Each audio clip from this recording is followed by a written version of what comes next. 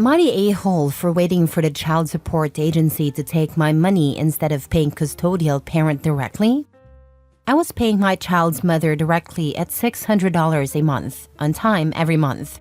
Still, she would barely let me talk to my child and refused to let me see her, ever. It was always a back and forth. She was either too busy or claimed I was disrespecting her. After I would get rightfully frustrated and voice my concerns, I started dating a woman whose best friend is a lawyer. She educated me on my rights as a father. I was never on the birth certificate because I didn't find out about my child until she was a few months old. I believe another man is on my child's birth certificate. The lawyer friend gave me a step-by-step guide. She advised me to establish paternity, put myself in child support, and get a court order for custody, within reason. Since I was already sending money, I followed her advice. My child's mother fought until the end. She argued that I didn't have enough of a relationship with my child to get 50-50 custody. The judge agreed but also acknowledged that the lack of relationship was her doing. I was granted visitation, holidays, scheduled phone calls, and reunification therapy for parental alienation. She also asked for back pay. I showed proof of the payments I had made to her, on time every month. When the judge asked her about them, she and her legal counsel claimed that they were gifts and not specified as child support. Legally, she was allowed to make that claim. There was nothing the judge could do, but fortunately he only granted her back pay for 1 year. I became the potential a-hole because it took the child support office 4 months to review our case. I started paying my girlfriend's best friend for legal advice, not necessarily representing me, more like consultations, and she advised me not to make any direct payments to my child's mother anymore. She had already shown that she would deny receiving the payments and claim them as gifts. I was informed that there had been an error with the case entry. The office is working to get it fixed, but they aren't sure when the payments will start coming out of my checks. Now, my child's mother is calling me the a-hole for not sending the money and accusing me of letting my child struggle. I told her that she is the reason for this, and that she is welcome to send my child to live with me. My friends and family are on my side, but of course hers are the opposite. At my last pickup, she, her friend, and her mom referred to me as a deadbeat in front of our child. I don't want to send her another dime and risk being in the negatives, more than I already am, because of her lies. So far, I owe her almost $10,000, even though I technically should only owe $2,400 since the case started, because I am only actually behind 4 months. All this because I wanted to see my child. So I'm asking, am I the a-hole? Added to add, I've done 2 DNA tests. One was an at-home test, and one was court-ordered so that I could establish paternity. Now that I have a child support order, I'm going to try the legal aid again to see if my income qualifies me for assistance, and I plan to get a lawyer to contest the back pay. I'm willing to jump through all the hoops I have to, but it's overwhelming, no doubt. Now for the comments. Obviously not the a-hole. Your child's mother is a monster, and her calling you names is irrelevant. Her opinion is useless and doesn't need any consideration. Oh, but her family thinks you're the bad guy too? Who freaking cares what those losers think? Again, discard any opinions they have. Pay through the proper channels only, and don't give her a dime any other way. Not the a-hole.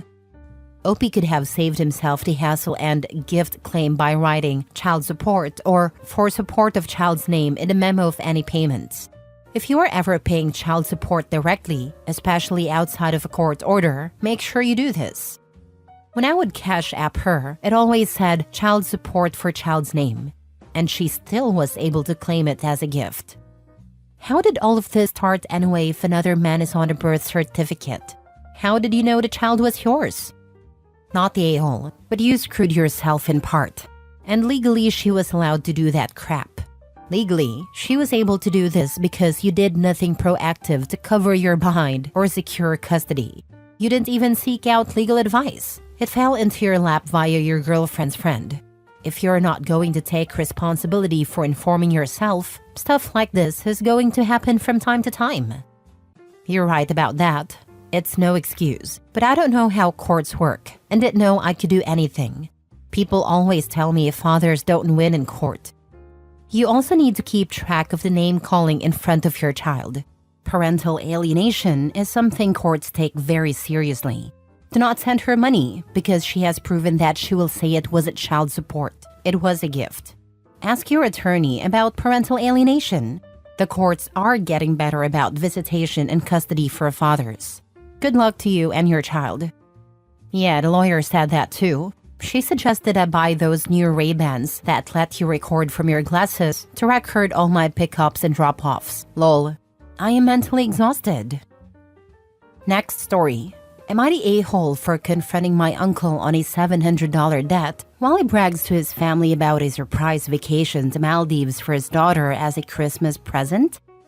Last September, my uncle Daniel, 43, came up to me, 22, looking all stressed and asked if I could have a sit down with him as he needs a favor. He began to speak on how he was really on a rough financial spot, and he really had nowhere to turn to, as he didn't have anyone to ask for a loan from and I was the only one left available. Mind you, I'm not rich or anything of the sort. I just happened to have the amount he needed at the time. According to him, it was a serious situation that he couldn't approach or tell other guys in the family, and the issue needed to be addressed soon. Without better judgment, I lent him the cash after much insisting from him. We agreed on payment before December, and I didn't even ask for any interest on it. With lots of hugs and words, he took it and gave me his word on paying it. Fast forward and we are now at Christmas dinner at my grandma's house, and all that time I didn't give him any reminders or a checkup. I assumed he was late or something, and he would let me know why at Christmas dinner, because the larger family meets every year for that.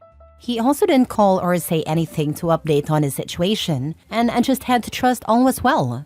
Now on a related side note for later, my cousin Aisha, 20, Daniel's daughter, recently underwent surgery a while back, as she really had it tough for the whole of last year, while she recovered from a traumatic back injury from an accident.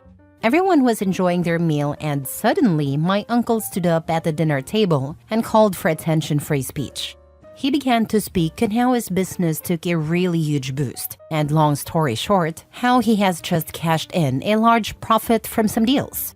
He looked at Aisha across the table and took out some brochure with some resort-looking location and said it was a gift to her for her tough recovery from the accident. All I could see was Aisha visibly crazy excited.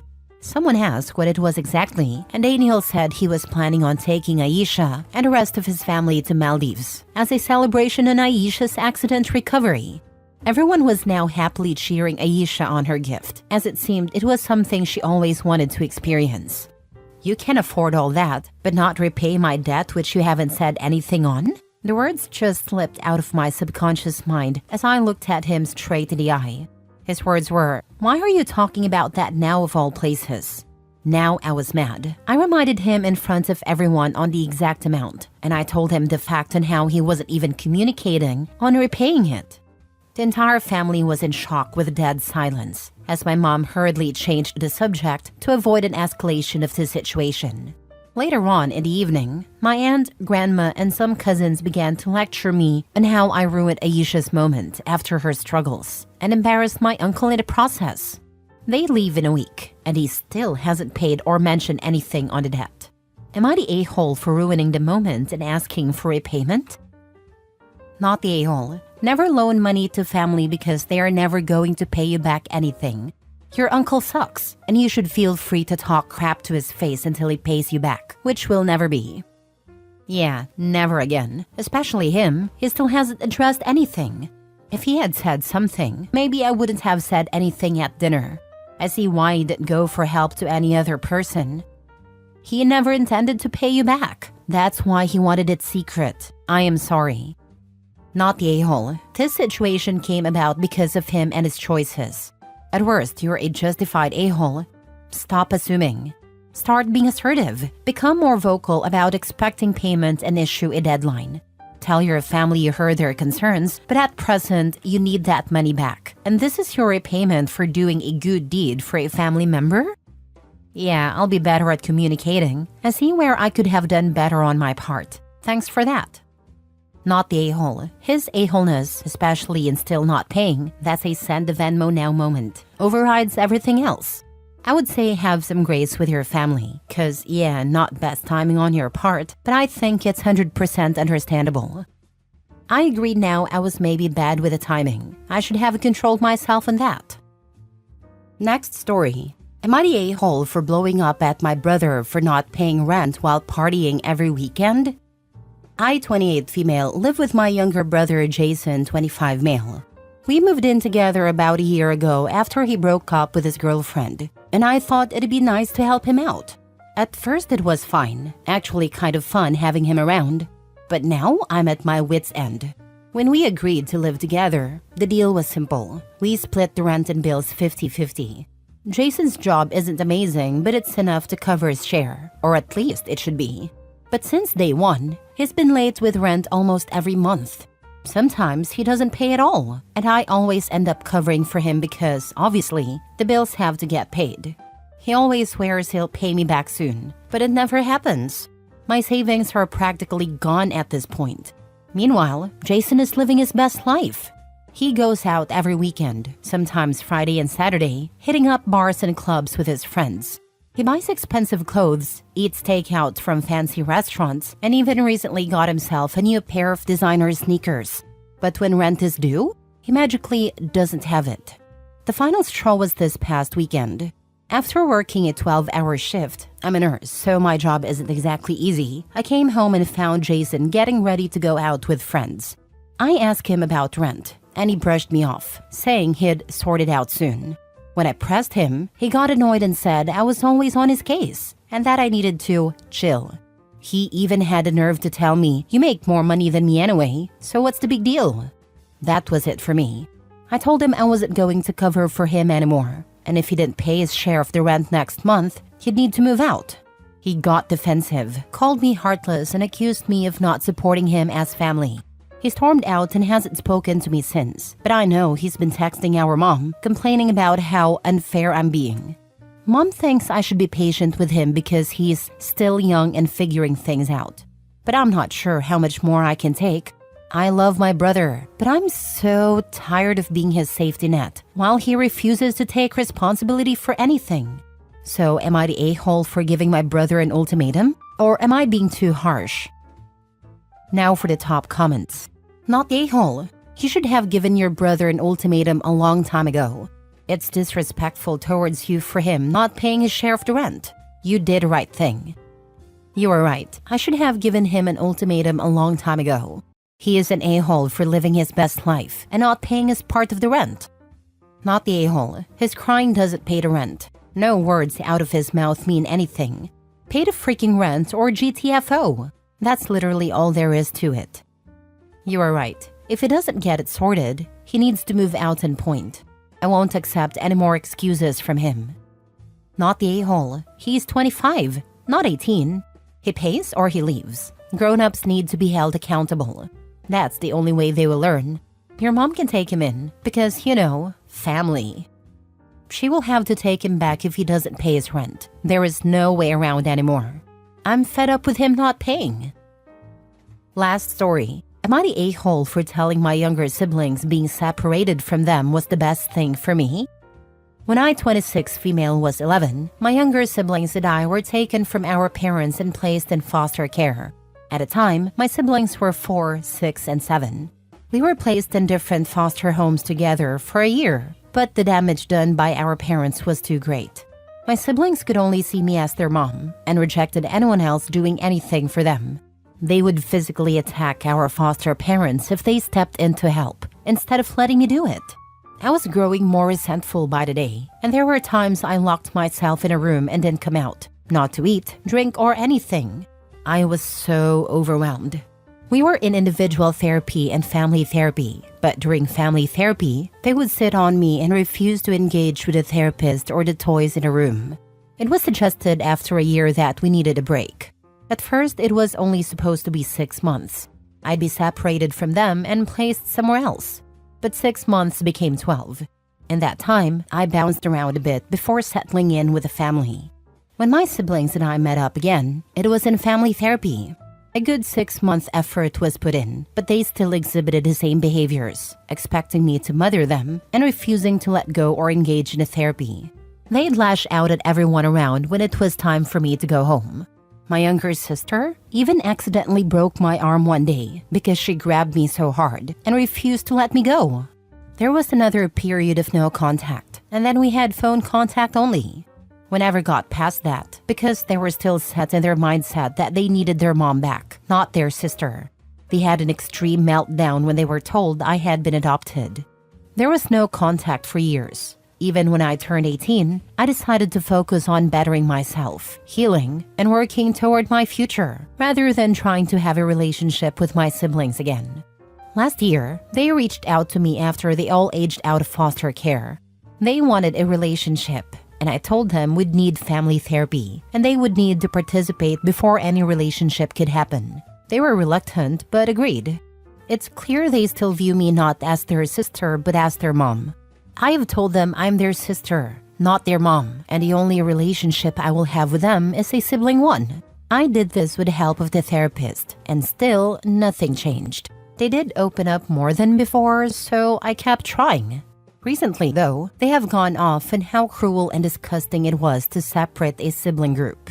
They said it never happens, and that the system should be ashamed. They wanted my thoughts on it for a while, and I said mine were different at first. But as they became more vitriolic, they asked how I could see it any differently and why I didn't sue the state for separating us. A couple of days ago, I told them that being separated from them was the best thing for me. It allowed me to heal, grow, and have a small childhood with what little time I had left. I told them I was sorry it was rough for them, but I needed to not be weighed down by the expectation and demand that I be a parent when I was just a little girl. They hate me for what I said and told me I should never have voiced it out loud to them. Am I the a-hole?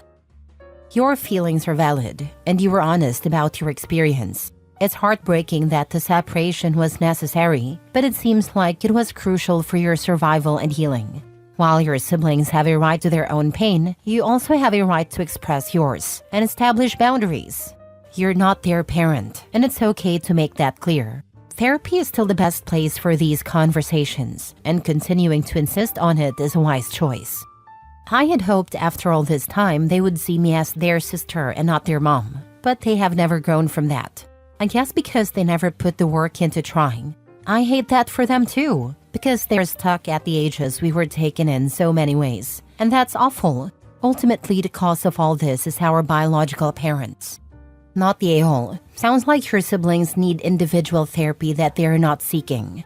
It does not matter that they are your siblings. Do what is best for you. The problem is they don't engage in therapy like they need to. We all had individual therapy in the past. I still go. I need therapy for the family therapy we're doing. But if they don't work at it, there's really no progress to be made.